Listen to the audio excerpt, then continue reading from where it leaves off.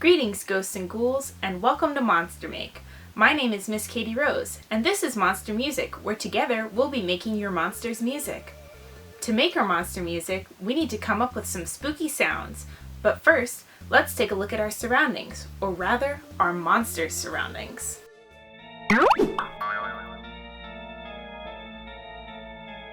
Monsters can live in many different places, from the woods to an old abandoned house, maybe even down in the sewer.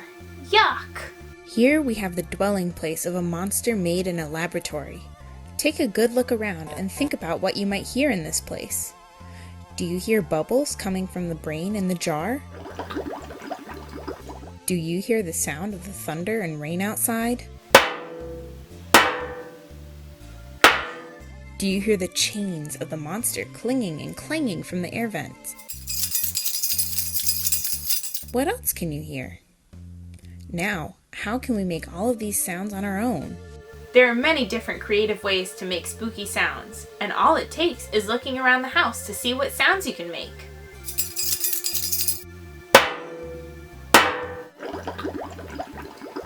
No monster is complete without their own theme song. Once you have your spooky instruments, click the link in the description or pull up Songmaker from Chrome Music Lab and create a graveyard smash hit right from your computer. To make my monster music, I searched Chrome Music Lab and I clicked on the first result. I chose Songmaker from this page. You can also click on the link provided to get here. The nice thing about Chrome Music Lab is that it's totally free and you don't even need to make an account. When you get to Songmaker, you should see a big grid with a play button in the bottom left corner, some instrument options beside it, a tempo slider that you will use to control the speed of the music, and a settings button in the bottom right corner. My completed piece sounds like this.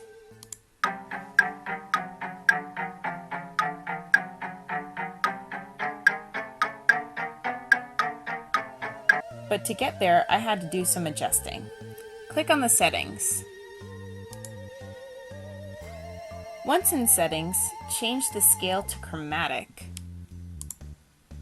and change the range to 1 octave and click the check mark. Pause here to make sure your screen looks like mine. You can also feel free to get creative with the settings later to make the music your own. Going back to the composition, now we can pick out the instruments. I chose strings for the pitched instruments. That means that it can play different sounding notes from low to high. I chose them because their plucked sound reminds me of creepy crawly spiders. Go ahead and pause when the pause sign pops up to double check that your creepy composition copies mine. For my percussion instrument, the instrument that is played by something hitting it, I chose the wood blocks because they sound like a clock ticking. I started my music with a pattern. I chose this pattern because it creates a sense of urgency and it puts the listeners on edge. All I did to make the notes appear was click on the little boxes. Above that pattern, I wrote some long notes to balance out the lower, faster notes. In the percussion section, I started off with a predictable tick-tock, like the sound of a clock makes, and then I made it more random, like there's something wrong. You can take the song I've created and play around with it to make it your own spooky style, or you can start from scratch and compose your very own original theme. Once you're done, you can add in your homemade sounds to complete your monster jam. Mine sounds like this.